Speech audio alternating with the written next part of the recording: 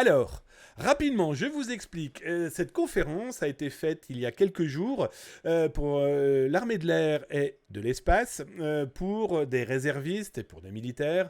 Ma conférence était dans un grand rendez-vous dédié cybersécurité, donc il y a eu des démonstrations, il y a eu des choses qu'on ne peut pas dire, et voilà. Donc c'était vraiment très très bien. Et j'ai eu une de mes parties était, eh bien voilà, de refaire un petit peu un récap, eh bien de 60 ans d'évolution. Donc là, ce que je vais vous montrer maintenant, c'est 60 ans d'évolution et de la professionnalisation des pirates informatiques. Alors j'ai voulu troller un tout petit peu avec, dans mon titre, eh bien une toute petite légende.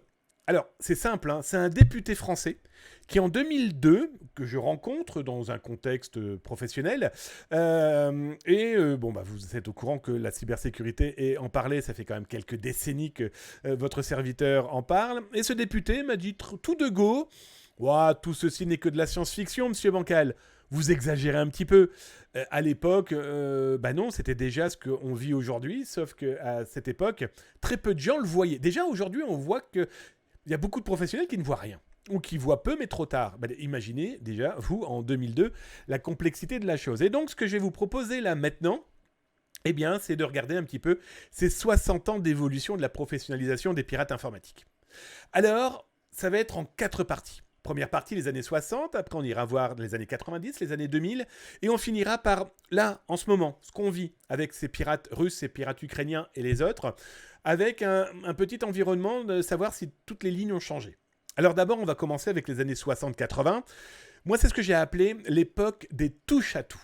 Alors là, on est dans une ambiance où tout le monde a les mains dans le cambouis, on ne sait pas trop ce qu'est l'informatique, en tout cas, on se rend compte que ce sont de sublissimes calculatrices, que l'histoire nous rappelle quand même qu'on a eu des grands informaticiens qui ont par exemple réussi à craquer pendant la guerre 39-45 des machines de déchiffrement, hein. On peut parler d'Enigma par exemple, mais il y a eu d'autres outils de chiffrement-déchiffrement. Je parlerai par exemple des Américains, toujours dans cette même guerre, qui ont utilisé le langage Comanche pour pouvoir créer un langage de chiffrement totalement intraduisible par l'ennemi, parce que comme ce langage Comanche n'existait pas en écrit, n'était que imagé, un poisson d'argent, une truite était considéré comme un sous-marin dans le langage. Donc voilà, donc ce chiffrement, ces techniques existaient, donc les prémices de l'informatique véritablement commençaient à avoir un élément qui commençait véritablement à rentrer, pas dans le domaine public, pas encore à ces époques-là, mais en tout cas, clairement, la machine était lancée et l'avenir était à leur porte. Alors, 1962, c'est Alan Shear. Eh bien, il a été le premier à attaquer le MIT, Massachusetts Institute Technology. Lui, il volait des mots de passe. Voilà, il avait déjà compris qu'un mot de passe était un sésame et qu'un sésame, pour le voler, ça ouvrait des portes. 1969, l'ancêtre de l'intranet est lancé par l'armée américaine. Ça sort de terre, comme je l'ai appelé, l'ARPANET. Alors, dans ces périodes-là, commencent à apparaître des gens qui se sont rendus compte, parce qu'ils étaient mathématiciens, parce qu'ils étaient curieux, parce que c'était facile, ils ont commencé à réfléchir à des éléments complètement dingos, et on va prendre l'exemple très concret de John Draper, 1971, donc imaginez, ça fait déjà 51 ans qu'on parle de John Draper. C'est rien d'autre que Captain Crunch, la photo vient d'apparaître là, il a inventé le fracking. Le fracking, c'est quoi ? C'est le piratage téléphonique. Et là, la photo que vous avez, c'est le paquet de cornflakes qui existe toujours, hein, Captain Crunch. Sauf que lui, en 1971, il trouve un sifflet dedans. Il se dit, tiens, si je sifflais dedans, et tiens, si j'utilisais ce sifflet dans un téléphone que j'utilise tous les jours, ce sifflet a produit un son qui, je pense, va vous rappeler quelque chose à l'oreille. 2006. Ce son, permettait de commuter les téléphones. Il a inventé le piratage téléphonique, ce sont commutés les téléphones et ils pouvaient téléphoner sans payer. Et c'est de là où sont apparus les black box et tout type de box permettant de pirater un téléphone, en tout cas de jouer avec. Souvenez-vous pour les plus anciens, mais je sais qu'il en existe encore de ce type de gadget, ces petits boîtiers où on le met sur un téléphone, il vous reproduit la tonalité d'un numéro de téléphone et vous n'avez pas besoin de t'appeler pour que ça déclenche l'appel. Alors, on a aussi le premier virus. Ça n'a pas encore ce nom-là, on en parle dans quelques instants. Mais en tout cas, le virus Creeper, il est détecté déjà par l'ARPANET, donc l'armée américaine. Tiens, premier virus, c'est Bob Thomas. Voilà, on commence à se rendre compte qu'il est possible potentiellement de perturber cette informatique qui est pourtant naissante à ce niveau-là. 1975, il y a un petit bonhomme qui vient d'apparaître avec un de ses potes, Paul Allen. Ils vont créer Microsoft. Alors on parle pas de Windows pour le moment, on parle vraiment de Microsoft. Un an plus tard, création d'Apple, et on a en même temps, dans cette même époque, Richard Stallman, je pense que vous savez tous qui il est, ce petit bonhomme, Linux, hein, on ne peut pas passer à côté, ça paraît évident. La France, 1978, a été l'un des premiers pays à comprendre, à réfléchir, à se dire « il nous faut des lois, il nous faut une loi pour sécuriser ». Toutes les données qui commencent à transiter par ces systèmes informatiques, et à l'époque, le Minitel était l'avenir de l'informatique, était l'avenir de la télématique, était l'avenir du monde. Ça n'a pas duré bien longtemps, mais en tout cas, il y avait cette véritable progression et ces véritables inventions. Et 1978, loi informatique et des libertés, avec une petite faute, lancée par qui ? Par Madame Lacnil, la Commission nationale informatique et des libertés, la même qu'on connaît aujourd'hui. Alors, dans ce petit monde, eh bien, continue à évoluer. Alors, Kevin Mitnick, ça y est, il apparaît. Alors, pourquoi je dis ça y est ? Parce que Kevin Mitnick est devenu une légende des pirates informatiques. Hein. Il s'appelait à l'époque le Condor, en un seul mot. Aujourd'hui, il a une société de cybersécurité. Il fait énormément de conférences, d'ateliers, parce qu'il vit aujourd'hui sur sa notoriété. Voilà, petite info, les dernières conférences qu'on a pu voir de Kevin Mitnick, c'est quand même 25 000 balles la conférence d'une heure avec des choses qu'on voit partout. Mais voilà, mais c'est Kevin Mitnick qui est connu pour avoir d'abord attaqué le NORAD. Pour la petite information, le NORAD, c'est quand même ceux qui peuvent lancer, entre autres, des missiles nucléaires sur la planète. Il pirate aussi Pacific Bell, qui était une compagnie téléphonique avec intrusion, et surtout, il a mis en avant le social engineering. Ces techniques étaient très loin d'être informatiques pures, non, il faisait du social engineering. Il téléphonait déjà pour avoir des informations. Alors on a aussi là, en Europe, la création du CCC, le Chaos Computer Club allemand, qui existe toujours aujourd'hui, avec un rendez-vous, une festivité aux périodes de Noël. Voilà, donc l'un des véritablement les hackers éthiques sont apparus avec le CCC en Allemagne. Voilà, c'est quelque chose qui a vraiment marqué l'histoire et qui continue à marquer l'histoire aujourd'hui. Ian Murphy, c'est le premier pirate américain à être condamné. Alors lui, vraiment condamné par la justice, hein, pur et dur, après avoir piraté ITT, hein, qui était le Orange, le France Télécom, le Free, le SFR, français. Un ado de 15 ans, voilà, on commence à voir des adolescents apparaître, entre guillemets, hein, mais en tout cas, cette touche-à-tout du cyber, en tout cas du hacking, prouve que ça a commencé déjà à toucher toutes les tranches d'âge. Rich Krent, exactement. Alors lui, il écrit le premier virus, rien de mirobolant, mais voilà, c'est un adolescent qui écrit ça. On ne parle plus de chercheur, on ne parle plus de scientifique. Lui, il a écrit, qui ça ? L-Corner, voilà. C'est véritablement le premier code qui existe encore. On peut encore le retrouver aujourd'hui. Ça casse pas 3 poules à un canard, hein. J'ai 3 poules à un canard, mais plutôt 3 pattes, ça serait beaucoup mieux. Donc voilà, mais en tout cas, ça montre que voilà, les plus jeunes commençaient véritablement à s'intéresser. Rappelons-nous qu'en 82, avoir un ordinateur, c'était pas donné à tout le monde vu le prix des bécanes. On va être très honnête aujourd'hui, quand on voit le prix de certains PC de gamers, comme on dit aujourd'hui, les prix sont aussi complètement dingues. Alors, on a Kevin Poulsen, le grand concurrent, le grand ennemi sur le papier de Kevin Mitnick.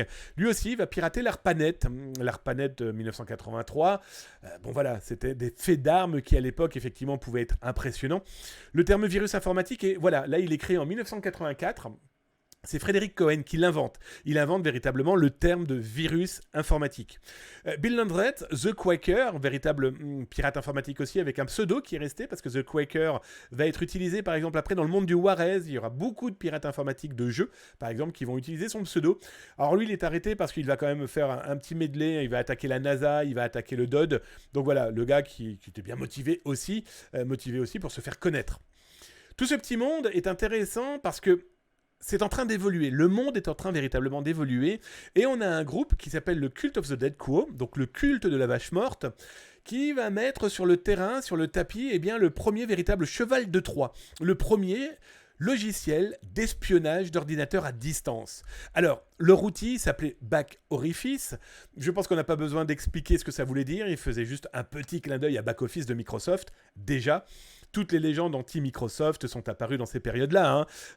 Et eux, donc, inventent le premier cheval de Troie, qu'aujourd'hui on appellera RAT, etc., etc.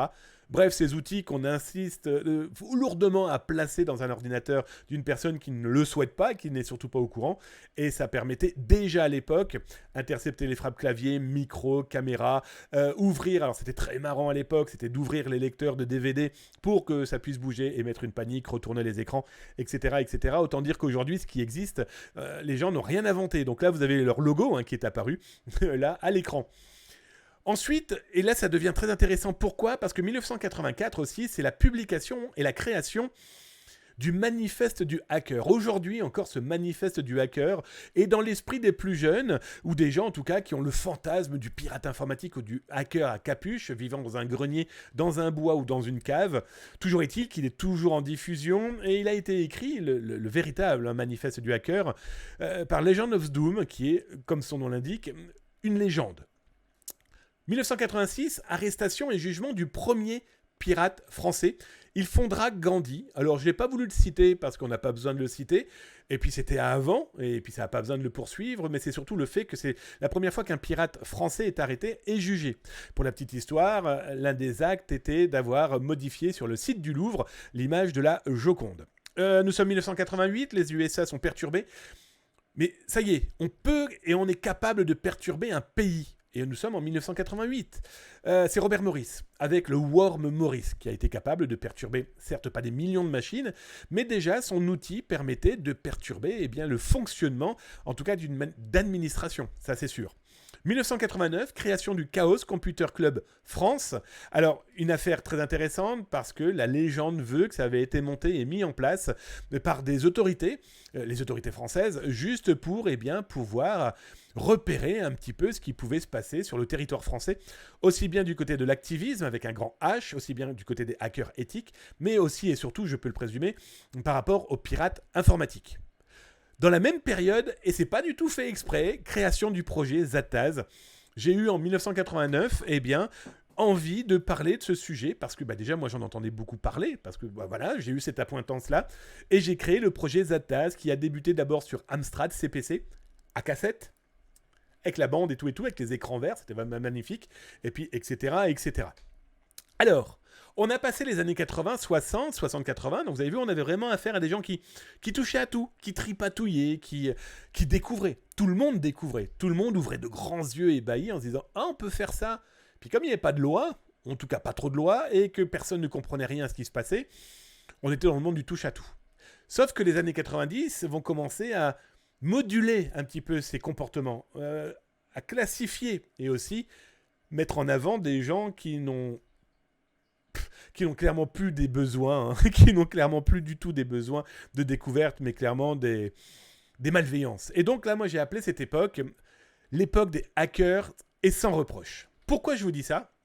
Parce que là, on se retrouve d'abord avec une disparition de l'ARPANET. L'ARPANET, en tout cas, laisse place à Internet, laisse place à l'Internet comme on le connaît aujourd'hui. 1991, et là ça commence à devenir intéressant. Pourquoi ? Parce qu'on a de grands scientifiques, et je prends l'exemple de Philippe Zimmermann, qui invente quoi ? Qui invente le premier véritable outil grand public de chiffrement, de protection d'informations par le chiffrement. En gros, on ne pouvait plus lire d'Amiens, on lisait des 0 et des 1. Et il fallait une clé de déchiffrement entre le lecteur et l'émetteur, plus une clé privée, pour pouvoir lire. Et ça, c'était une première. Ça a particulièrement énervé énormément d'autorités. Parce que du coup, c'était fini. Il n'était plus possible de pouvoir lire un fichier intercepté ou tout simplement un fichier saisi dans un ordinateur. Parce que si ce dernier était chiffré par PGP, c'était plus possible de pouvoir lire le contenu. Donc il y a eu des propositions de loi interdisant un certain nombre de puissances, on va dire, pour faciliter la compréhension. Ça a failli être interdit, PGP, il faut le savoir. Aujourd'hui, c'est des outils comme GPG, libre de droit. Aujourd'hui, le chiffrement est rentré dans les mœurs parce que c'est devenu un outil indispensable face aux pirates. Dans cette période-là, on commence à voir la première convention de pirates informatiques. Cette première convention de hacker éthique. Mais je peux vous dire qu'en 1993... et quelques années plus suivantes, il n'y avait pas que du hacking éthique, je vais être très honnête avec vous. Mais en tout cas, Philout ! Bonjour Philout ! Welcome mon ami, bienvenue, installe-toi, bienvenue dans la cyber-émission de Zataz. Ce soir, on a un petit bonus avec une conférence que j'ai donnée dernièrement, donc écoute, installe-toi. En tout cas, la cyber-émission de Zataz, c'est tous les soirs, 19h-20h. Merci pour ton follow. 1993, donc comme je vous le disais, la DEF CON à Las Vegas, qui aujourd'hui existe toujours, hein. Il y a encore eu cet été, là, en plus c'était un grand retour après la période Covid. Bon, aujourd'hui c'est devenu plus un immense cybermarché de la cyber, mais si vous avez l'occasion un jour de vous le faire payer pour vous y rendre, si vous avez l'occasion de vous y rendre d'ailleurs, dites-le moi, on ira ensemble, en tout cas on se retrouvera là-bas. C'est à voir au moins une fois si on est dans la cyber et qu'on a envie de s'en intéresser, ou si vous êtes juste des curieux. Attention, c'est très cher. Ah, Cocaï 974. Alors là, les gars de la Réunion, vous débarquez en force, on est d'accord? Bonjour mon ami Cocaï 974, installe-toi tranquillement, bienvenue dans la cyber-émission. C'est tous les soirs, 9h, non 9h, c'est la durée de l'émission, 9h, mais plutôt de 19h à 20h. Je te laisse regarder dans ton horaire à toi, hein, parce que je crois que c'est pas les mêmes horaires, hein, on est d'accord? Alors ensuite, après être passé sur la DEF CON, on a le premier mathématicien russe, donc un scientifique, qui va utiliser son savoir de scientifique pour voler quoi? Eh bien pour voler 10 millions de dollars à la Citibank. 1995, on a le logiciel Satan. Le logiciel Satan, c'était le Shodan de l'époque, qui était un outil qui permettait de remonter des failles particulièrement utilisé par les pirates informatiques de l'époque. On ne peut pas véritablement dire que le monde ait changé sur ce point de vue-là non plus. Pour la première fois aussi, la justice américaine, cette fois-là, interdit Internet à un internaute. Il s'appelait Chris Lamfresh, et à cette époque, il lui était interdit globalement d'utiliser tout ce qui avait un clavier. Autant dire qu'aujourd'hui, mettre en avant ce type d'interdiction, ça serait compliqué, vu que tout est connecté. Vous imaginez si on disait à quelqu'un, aujourd'hui, il t'est interdit de toucher un clavier. Même si chez lui, il a un clavier, un code pour son alarme ou pour rentrer dans son appartement, la loi lui interdirait de l'utiliser. Heureusement, tout ça a changé. Ensuite, nous sommes dans le premier piratage qui a vraiment impacté une entreprise et qui va mettre au chômage des gens. 80 personnes au chômage après le piratage de leur entreprise. À cette époque-là, cette entreprise avait expliqué qu'elle avait perdu 12 millions de dollars et nous étions en 1996. Alors, quelques mois auparavant, en 1995, au même moment de l'outil Satan, naît un outil qui va révolutionner le monde, qu'on le veuille ou non. Internet Explorer et Windows 95. 1998, condamnation à mort. Eh ben oui, les Chinois n'ont jamais été dans la demi-mesure. Hein. Je pense que tout le monde est d'accord sur ce sujet. Condamnation à mort, eh bien des jumeaux pirates, les jumeaux Duo. Ils avaient volé, on va dire entre guillemets, que 87 000 dollars. Bon, je crois hein. On pirate pas dans ce pays-là. Et à cette époque, en tout cas, 1998, condamnation à mort, je pense que c'était toujours dans l'esprit de l'art de la guerre, de Lao Tse. J'en tue un pour faire peur à 1000. Bon, c'est raté, hein, parce qu'il y a tellement de pirates chinois hors et derrière la Grande Muraille. Mais aujourd'hui, on ne les condamne pas, on les réutilise pour emmerder le monde. 1998, toujours, arrestation du pirate israélien The Analyzer.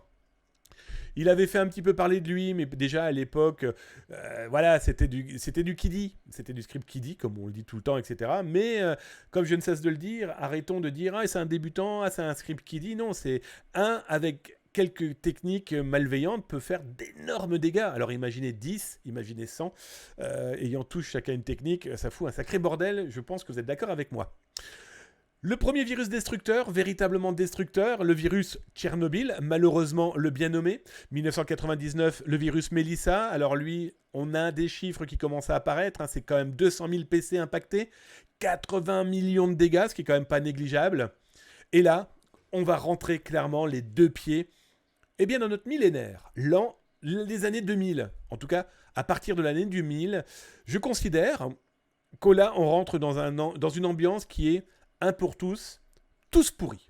Pour moi, aujourd'hui, malheureusement, qu'on le veuille ou non, tous ces pirates informatiques ont tous une seule chose, c'est clairement nuire, gagner de l'argent, être le plus con possible. Hein. C'est à celui qui, par exemple, s'achètera une Porsche parce qu'il a fait croire à tout le monde que c'est un génialissime pirate, etc., etc. En tout cas, tous pourris, ça c'est sûr. Alors, dans ces populations, 2000, on a Mafia Boy, un Canadien, déjà. Hein, souvenez-vous, je ne cesse de vous dire que cette zone-là canadienne, on en parle très peu, mais alors il y a un sacré nid. Hein. Oh, Electronic, Bwayne, merci pour tes 100 bits. Ça fait drôlement plaisir. Merci mon ami. Je les prends avec grand plaisir, ça veut dire que ça te plaît. Et moi, ça me plaît. Des bisous sur ton front. Alors, comme je vous le disais, le Canada, on en parle beaucoup. Et pour preuve, regardez la semaine dernière, vous pouvez d'ailleurs retrouver ça dans les replays sur Twitch et sur YouTube. Point d'exclamation help sur Twitch, hein, si vous voulez connaître les adresses exactes. C'est les commandes du bot. Vous aurez toutes les adresses si vous souhaitez voir le replay. La semaine dernière, c'est Netwalker qui a été jugé aux États-Unis. 20 ans de prison pour avoir été l'un des instigateurs, si ce n'est le chef de Netwalker. Donc vous imaginez un petit peu le délire. Bah mon Lucien, merci mon Lucien. Et mon Lucien qui me claque aussi ses 100 bits. Bah écoute, des bisous sur ton front mon copain. Ça fait drôlement plaisir. Merci. Ah, Laurent Bert, t'as essayé de faire help et ça n'a pas fonctionné. On est d'accord ? Ok. Nous pouvons remercier le bot de participer dans la joie et la bonne humeur. Je ne sais pas pourquoi Help a décidé de ne plus fonctionner. J'ai eu le même bug tout à l'heure, donc j'en suis désolé. Ça reviendra peut-être un jour. En tous les cas, si tu veux voir l'adresse du YouTube, point d'exclamation YouTube. Alors, comme je vous le disais, donc Mafia Boy était connu. Pourquoi ? Eh bien, parce que Mafia Boy a attaqué CNN, Amazon, Yahoo, à grands coups de DDoS, donc déni de service massif. Voilà, c'est là où on commençait à rentrer dans le vif du sujet à cette époque où on s'est dit « Oh là ! Mais qu'est-ce que c'est que ces cyberattaques ?» Mais en plus, ça peut attaquer du lourd, du gros, CNN, Amazon, Yahoo, waouh ! On a le premier piratage officiel de Microsoft. On a aussi l'arrestation de deux pirates russes piégés par le FBI. Et c'est là où on découvre que le FBI était un professionnel de la sécurité et de la protection des citoyens, ça on le sait très bien, mais surtout qu'ils peuvent mettre en place des trappes, des pièges. Ces deux Russes avaient été invités aux États-Unis pour participer à des conférences, sauf que patatrac, la conférence était fausse. Il n'y a pas eu que des Russes, Souvenez-vous, il y a 3-4 ans, ce pirate breton, amateur de longue barbe, qui a été invité aux États-Unis pour participer au championnat du monde de la barbe. Sauf que, pas de chance pour lui, il a travaillé dans le darknet. Quand je dis travail, j'exagère, mais en tout cas, il faisait du business dans le darknet où il vendait de la drogue. Il a été à la compétition au championnat du monde de la barbe. Et bien aujourd'hui, il est en prison fédérale aux États-Unis. Alors ensuite, dans ces dates, I Love You. Qui se souvient d'I Love You ? Je pense même que si vous n'étiez pas né en 2000, eh bien I Love You. Oh, Jibouman. Bonjour Jibouman, je connaissais Superman, je connaissais Bouleman, et bien maintenant nous avons Jibouman. Welcome à toi mon ami, bienvenue dans la cyber-émission. 19h-20h, c'est Zatas qui te propose toutes les actualités de la journée, plus de temps en temps des conférences que je peux donner à droite à gauche. Et bien celle-ci, elle est pour toi, elle est pour tout le monde, servez-vous, installe-toi, bienvenue ici. Donc comme je vous le disais, I Love You, on en a tous entendu parler, parce que c'est quand même le virus, aux 55 millions d'ordinateurs, de PC infectés. Et on estime, selon les chiffres que j'ai pu retrouver d'ailleurs, c'est CNN qui en parlait, ainsi que le New York Times, c'est 3 millions d'ordinateurs qui étaient définitivement HS. Ensuite, on a le code RED, Web Code. Alors, je vous ai mis le sous-titre qu'il y avait dans ce virus à l'époque, Hacked by Chinese, donc on ne sait pas si ça vient de la Chine, mais en tout cas, l'instigateur était très content de le dire. C'est 300 000 serveurs sous un outil Microsoft. On a aussi 2002, un pirate qui lance une cyberattaque. Alors lui avait décidé d'emmerder clairement toute la planète. Il a décidé de lancer une cyberattaque contre les 13 serveurs de domaine internet, les nœuds qui permettent de faire fonctionner toute cette belle machine que nous utilisons aujourd'hui. Bon voilà, 2002, cette cyberattaque. 2003, Adrien Lamo attaque Microsoft, attaque le New York Times. Et intéressant, c'est que ce pirate, on va en parler ensuite, dans quelques années plus tard, parce qu'il sera impliqué dans l'affaire Wikileaks. Il paraît que c'est lui qui a permis l'arrestation de ceux qui avaient été lanceurs d'alerte sur des exactions qui ont été considérées comme telles en plus par la justice. Donc Adrien Lamo aurait participé à l'arrestation, en tout cas à la découverte de qui avait diffusé quoi. Bref. Dans ce petit monde, on a aussi bien sûr une évolution de plus en plus marquante des Anonymous. Alors d'abord, Anonymous, c'est né 2003 sur 4chan. Alors pendant 4-5 ans, voilà, ça se promenait. C'était vraiment, sur un forum complètement foufou. Rien de passionnant. 2008 apparaît l'opération Channel Ojai. C'est quoi ? Souvenez-vous de cet acteur américain, grand acteur américain. En plus, qu'on le veuille ou non, Tom Cruise est un excellent acteur et surtout a fait des films qui ont marqué et qui marqueront l'histoire du cinéma. Sauf qu'en 2008, il est retrouvé dans une vidéo qui, semble-t-il et paraît-il, Electronic Chain Wayne, merci pour tes 100 cheers, tes 100 trucs là, tes 100 bits. Merci mon ami, ça fait drôlement plaisir. Garde tes sous aussi un petit peu, mais ça fait drôlement plaisir.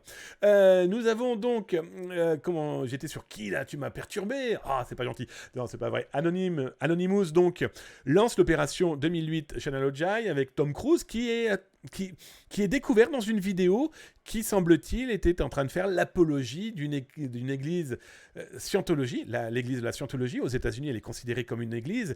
En France et dans beaucoup de pays, elle est considérée comme une secte. Donc voilà, peu importe. Toujours est-il qu'un journaliste dénonce la chose et la scientologie fait tout pour le faire taire. Et comme vous devez très certainement le savoir, c'est que commencez à vouloir taper sur des internautes, eh bien, l'Internet se retournera contre vous.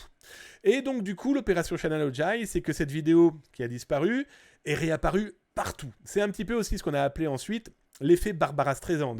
Cette actrice, chanteuse, souhaitait faire disparaître la photo de sa maison prise par un journaliste. L'effet Barbara Streisand, c'est qu'une photo disparue, elle est apparue ensuite des centaines de milliers de fois. Voilà un petit peu l'ambiance, et c'est à partir de là où Anonymous a eu cette notoriété marketing qui plaît surtout aux journalistes. À partir de là, 2004, l'auteur du virus Netsky et sa sœur, deux virus, alors pas sa sœur, hein, mais sa sœur, a été arrêté en Allemagne. Donc on n'était toujours pas avec du pirate russe, chinois, nord-coréen. On était encore une fois avec un occidental. Donc là, l'Allemagne, tout à l'heure on a eu le Canada, même si effectivement on a eu des pirates russes en amont. Hein. On a ensuite quand même une tentative de piratage de 229 millions de dollars à la Sumitomo Bank. Alors, tentative ratée. Mais c'est pas pour autant que les pirates n'avaient pas commencé à réussir leur exfiltration. On peut présumer qu'ils avaient été peut-être un petit peu trop gourmands à l'époque. 2008, premier piratage massif, là par contre, de distributeurs de billets. Et c'est promis, je vous mettrai un S à distributeur. Yorin Ryabinin s'attaque à 7-Eleven. C'est une chaîne de cybermarché qu'on peut trouver un peu partout, en Asie, en Amérique du Nord, etc.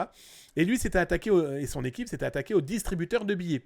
Conflinker, ça je pense que ça vous parle un petit peu plus, parce que Conflinker était quand même un virus dont on a entendu énormément parler. Il aurait piégé en un an plus de 300 000 domaines, ce qui est quand même pas négligeable pour une petite cochonnerie. 2009, Albert Gonzalez, alors lui il vole et il blanchit une bagatelle de 170 millions de données bancaires. Arrêtez quand même, hein. Stuxnet, alors là, Stuxnet, je pense que tous vous en avez entendu parler parce que c'est la première fois qu'on parlait en fait d'un virus informatique étatique. On présume qu'il a été fabriqué par Israël et par les USA et que c'était pour attaquer des usines d'enrichissement nucléaire, en tout cas d'uranium, de l'Iran. Alors je viens de voir, c'est mon petit canaillou, Electronic Chain vient de me tirer son chapeau, donc vous connaissez le principe de l'émission. J'enlève ma casquette du Super Bowl 2022, 2021, 2022, et nous faisons... Non, 2022. Je vous montre d'abord ma calvitie et je vous présente Mario. Hop là, nouvelle casquette. Alors ensuite, nous sommes arrivés donc à Stuxnet, c'est 2010, pardon. Je détecte déjà à l'époque, 2010, 8500 black market. J'avais déjà référencé plus de 8500 black market. Web et Dark Web. Le virus Zeus, il détourne 70 millions de dollars de banques américaines et apparaît le fameux pirate Spy A BX1 et le hacker souriant. Hacker pirate informatique algérien, hacker donc malveillant. Ils auraient à leur actif plus de 200 banques. Il faut savoir qu'il est toujours en prison fédérale aux États-Unis. Et pour la petite information, le hacker souriant, que je connais, a par exemple un réseau social que je ne citerai pas. Il n'a aucun message dessus, mais il est suivi par 2,1 millions de followers. Et là, on rentre clairement dans les années 2010 à aujourd'hui. Et là, 2010 à aujourd'hui, j'ai clairement cette phrase que vous m'entendez souvent dire. Voilà, c'est tiré du film Le Parrain, quand vous avez Al Pacino, le parrain, le mafieux. Avant de tuer quelqu'un, il dit « Mais tu sais, moi, il n'y a rien de personnel, guys. C'est juste du business. C'est juste du business. » C'est ça depuis 2010. En tout cas, à mes yeux. Et est-ce que j'en ai vu ? Alors, 2012, c'est Rex Mundi. Rex Mundi, pour moi, c'est celui qui a inventé les premières actions du marketing de la malveillance. J'ai retrouvé la première fois où j'ai cité ce terme que j'ai inventé, le marketing de la malveillance. Eh bien, c'est en 2012, quand j'ai commencé à parler du groupe Rex Mundi. Rex Mundi est arrêté en 2017. En tout cas, une branche de Rex Mundi, qui, je vais être très honnête avec vous, ressemble fortement à Lapsus. Rex Mundi, eh bien, il y a eu au moins 5 Français d'arrêtés. En France, au Royaume-Uni et en Thaïlande. D'après les autorités, d'après les informations que j'avais pu collecter à l'époque, ils recrutaient des gens dans le dark web. Peut-être vous, peut-être votre petit frère, votre grand frère, peu importe, en tout cas des gens qui étaient capables de leur fournir des accès à des entreprises. Là, je vous montre un exemple très concret d'une capture écran. Hein. Il y avait Accor, il y avait Domino's, il y avait déjà un laboratoire de santé. Et je me souviens le cas de ce laboratoire de santé. Le laboratoire n'avait pas payé parce que Rex Mundi téléphonait ou envoyait des mails et il disait ben voilà, si vous ne payez pas, on diffuse. Et donc du coup, eh bien, ce laboratoire, je me souviens, il y avait les noms, les prénoms, les mails et le mot de passe qui permettait d'accéder eh bien, à leurs analyses sanguines de sang.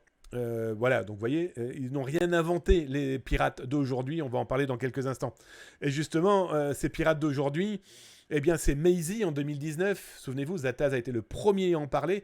Et surtout, j'ai eu la chance, façon de parler, en tout cas pour un journaliste et un curieux et quelqu'un qui fait de la cyberintelligence, pouvoir rencontrer ce genre de population, qu'on le veuille ou non, c'est indispensable pour comprendre qui ils sont, quand on peut, comprendre comment ils font, comprendre pourquoi ils le font, etc. etc. Et donc Maisy a été le premier surtout à inventer avec le marketing de la malveillance un blog, les menaces, le compte à rebours, le service après-vente, la discussion avec les clients, parce qu'il les appelait comme les autres des clients et non pas des gens piratés.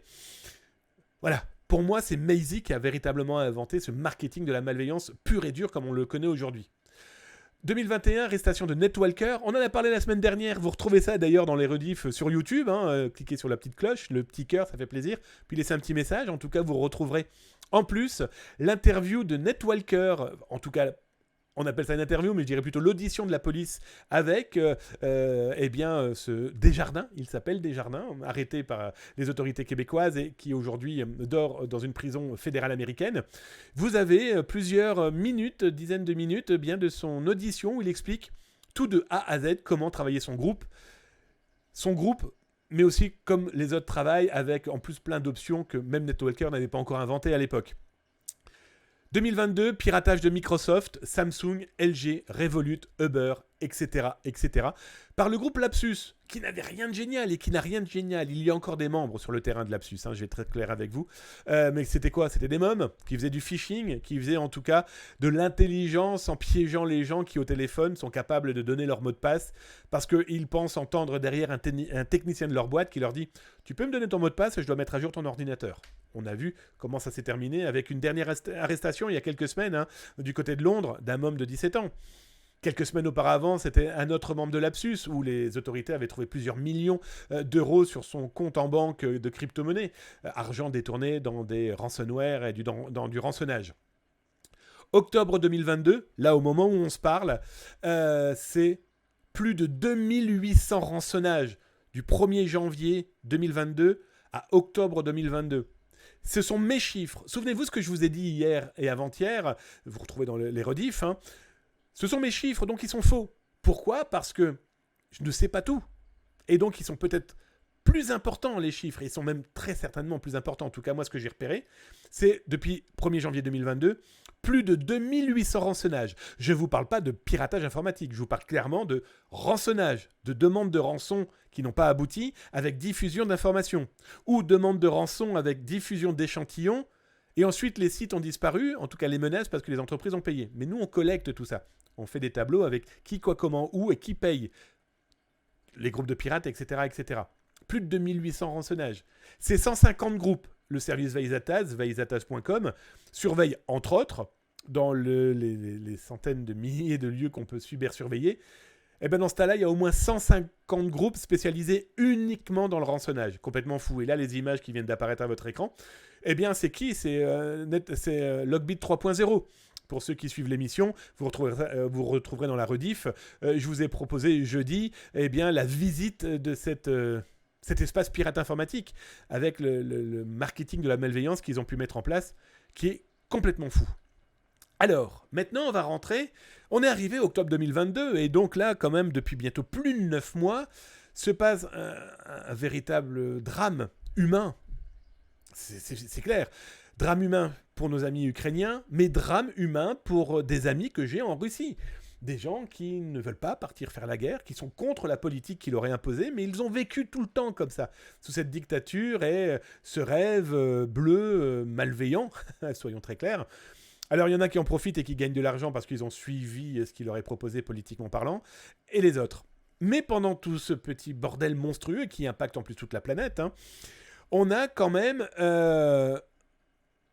dans ce monde des pirates informatiques qui, il y a 9 mois, on va dire 10 mois, travaillaient ensemble, pirates russes et ukrainiens. Et donc, ma question était de demander, d'après vous, est-ce que l'invasion russe en Ukraine, est-ce qu'elle a fait bouger les lignes pirates ? Ça, c'est la question que je pose comme ça. Voilà ma réponse à moi. Pour moi, ma réponse, c'est oui. Pourquoi je vous dis ça ? Eh bien, tout d'abord, tout a débuté dès septembre 2021. Je ne sais pas si vous vous souvenez, pour les plus fidèles de la Zataz émission, mais aussi de Zataz.com, en septembre 2021, j'ai commencé à dire « Ouah, il y a des trucs vachement bizarres qui sont en train de se passer, les amis.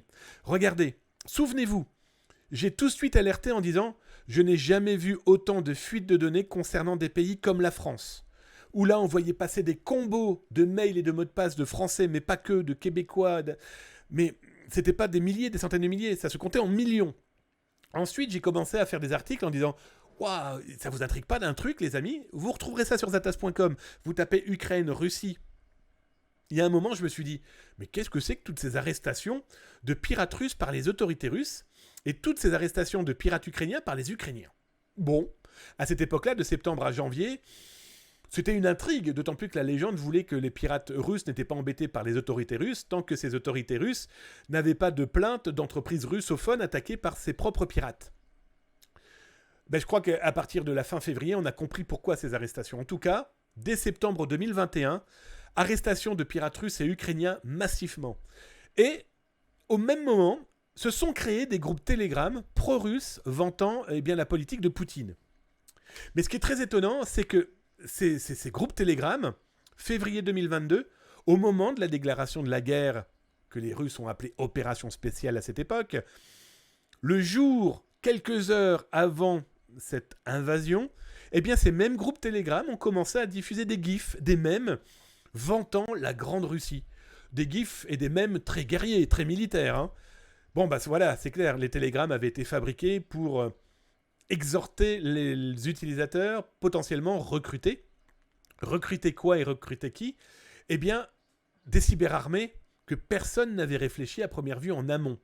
Parce qu'on s'est très vite rendu compte que dès que les Russes ont envahi l'Ukraine, une semaine après, on a quand même le ministre des Télécoms de l'Ukraine qui lance un message public en disant « Au secours, venez nous aider, vous, hackers de toute la planète, venez former une cyberarmée pour nous protéger. » Et souvenez-vous, à l'époque, j'avais infiltré et cette cyberarmée ukrainienne et la cyberarmée russe pour vous dire, déjà, quelles que soient vos idées, ne participez pas à ces jeux à la con, c'est supra dangereux.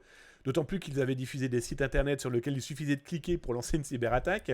Les Russes et Ukrainiens avaient mis en place des logiciels sur lesquels, quand vous cliquiez dessus, ça lançait des cyberattaques. Mais autant dire que certains étaient piégés, donc celui qui vous proposait de lancer cette cyberattaque pouvait potentiellement regarder au-dessus de votre ébole et votre clavier. Bref, une cyberarmée et un cyber bordel. Les pirates russes et ukrainiens ne travaillent plus ensemble. C'est fini. Quelques semaines avant, en tout cas avant cette opération spéciale, ils travaillaient dans les mêmes black market, hein, je cite Rutor, mais je peux vous citer Conti, je peux vous citer Mega pour les espaces de pirates informatiques, hein, des black market purs et durs, vendant de la drogue, des fausses monnaies, des faux papiers, des bases de données, des piratages, des DDoS, etc., etc. C'est fini. Ils se font même la guerre. Prenons l'exemple de Conti, où quand Conti a dit qu'il était contre cette invasion russe, il a oublié que ses affiliés russes n'étaient pas contents de ce message. Et c'est là où ils ont tout diffusé, en tout cas diffusé un maximum d'informations sur Conti, et que Conti a dû disparaître. Cette cyberguerre entre Russes et Ukrainiens, eh bien, voit apparaître au moins 2 entités nationalistes pures et dures.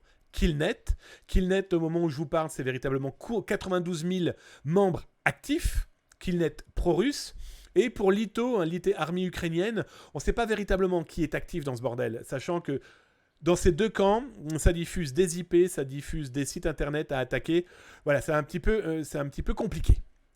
Alors les partenaires des pirates russes et ukrainiens, ceux qui travaillaient avec eux avant février, bah, ils sont un petit peu embêtés parce que leurs fournisseurs de bases de données, de cartes bancaires, de moyens de blanchiment, etc., bah, ils ne peuvent plus travailler avec eux. Pourquoi ? Parce que bah, ils se battent déjà entre eux. Un exemple très concret, je vous en ai parlé il y a 3 semaines, quand vous voyez comment les pirates informatiques essayent de faire tomber par exemple le black market Rutor qui serait tenu par des Ukrainiens. Enfin voilà, ils font leur petite sauce. Hein. C'est un peu le secret story entre eux de ce bordel.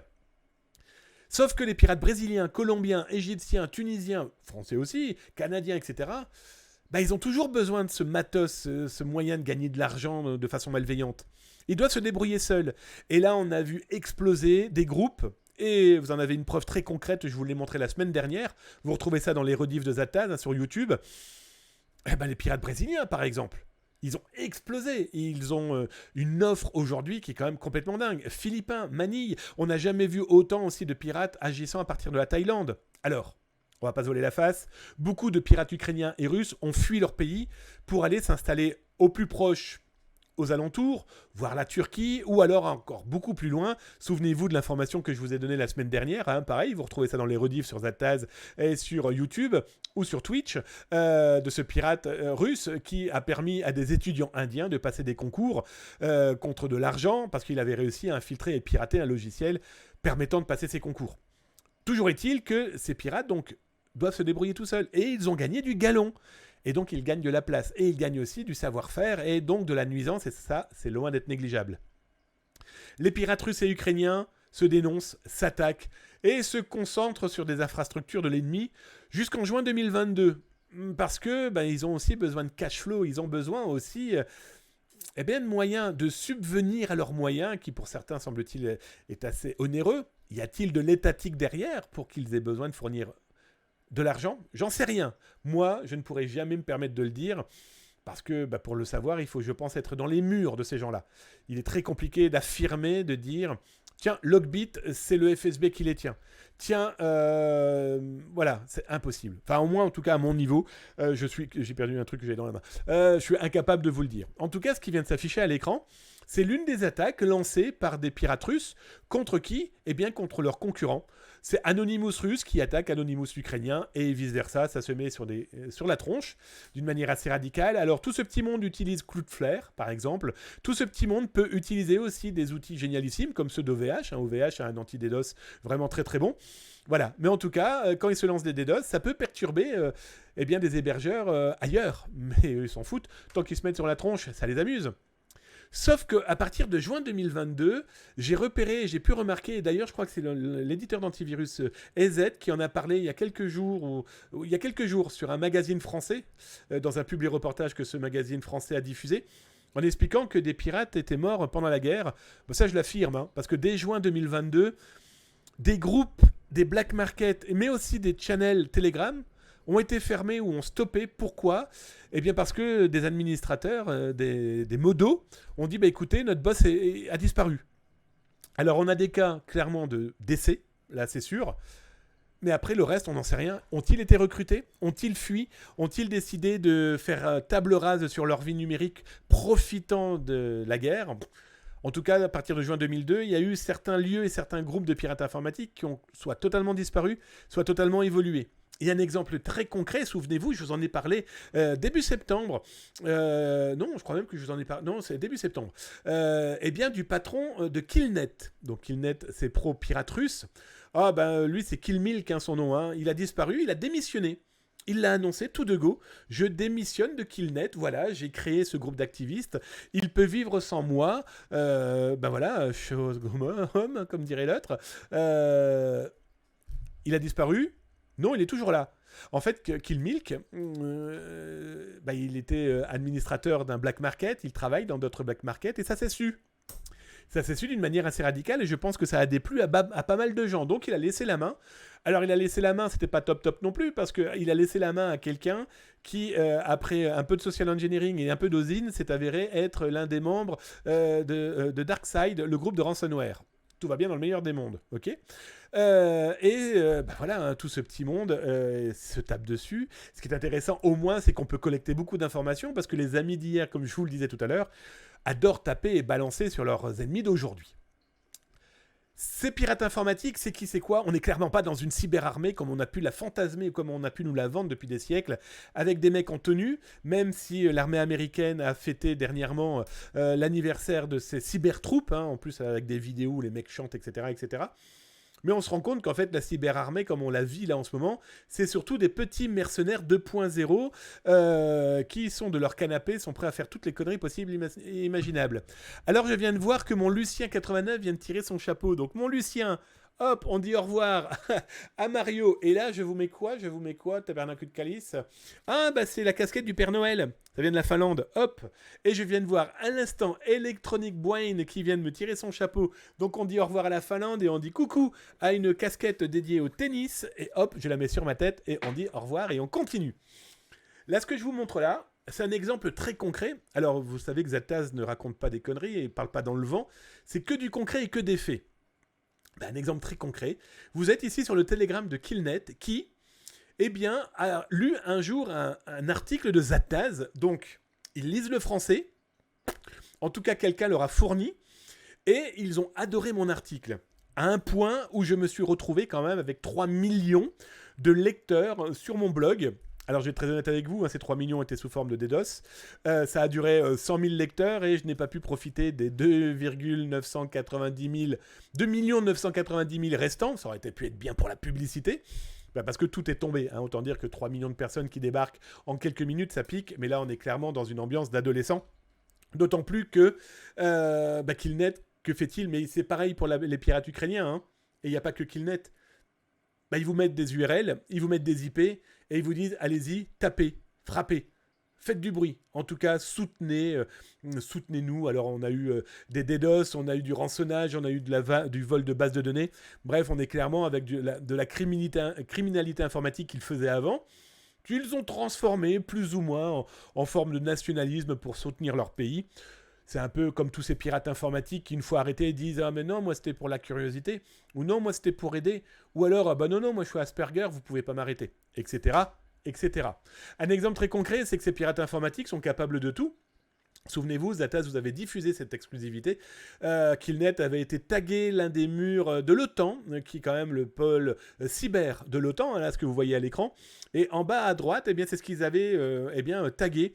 Et je vous avais expliqué qu'en faisant un petit peu d'OSINT, on était capable de voir où ils avaient tagué ça. Donc c'était vraiment l'OTAN. Et surtout, on avait un élément qui était très intéressant, c'est qu'il y a des caméras partout. Donc je pense que repérer la personne qui a pu voler ce genre d'informations et surtout tagués, je pense que les autorités ont vu qu'ils étaient, d'autant plus qu'ils avaient besoin d'un escabeau, parce que mesurer la taille des murs, le mec faisait au moins 3 mètres. Alors je viens de voir comment Electronic Brain vient de me dire que Visco a tiré son chapeau. Je n'ai pas vu Visco et je m'en excuse. Donc nous venons de dire au revoir à je ne sais plus quelle casquette du tennis, et elle prend la place de la casquette de la tabernacle de Calice, du hockey sur glace, le Canada les amours.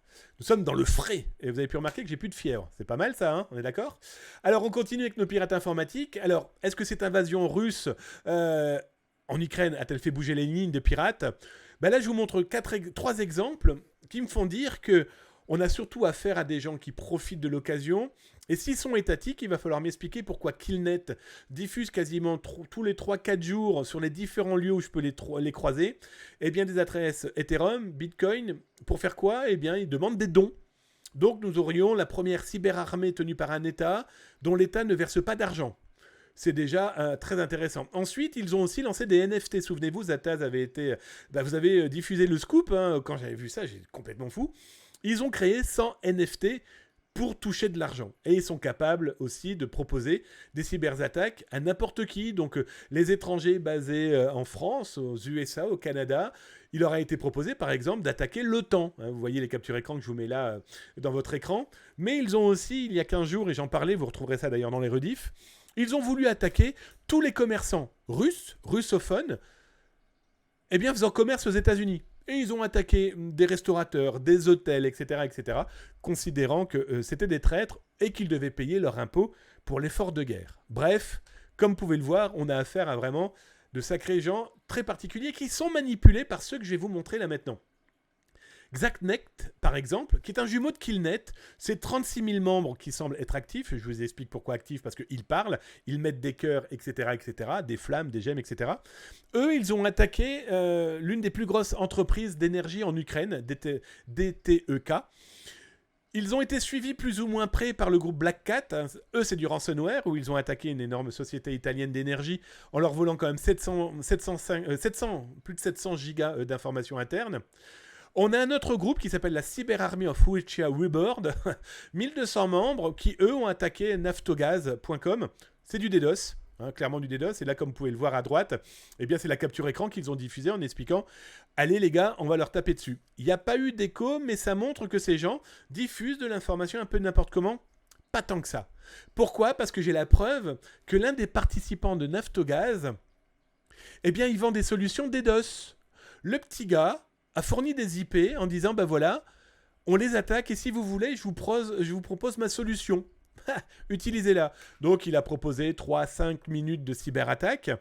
Et bien sûr, si vous en vouliez plus, il fallait payer. Bref, tout ce petit monde, sous des apparences d'activistes avec un grand H, activistes cybermanifestants, en tout cas nationalistes purs et durs à ce niveau-là, c'est surtout de punaises d'opportunistes qui profitent de la guerre numérique pour continuer à se faire de l'argent.